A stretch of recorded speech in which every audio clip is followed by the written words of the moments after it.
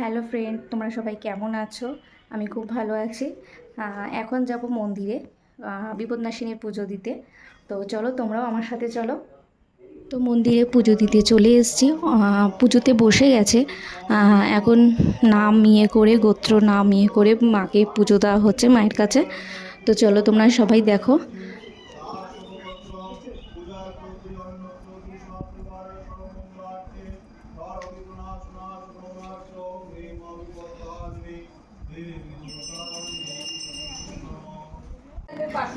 দেখুন তারা মায়ের মুখটা কি সুন্দর লাগছে না? এখানে সবাই পুজো দিতে আসে।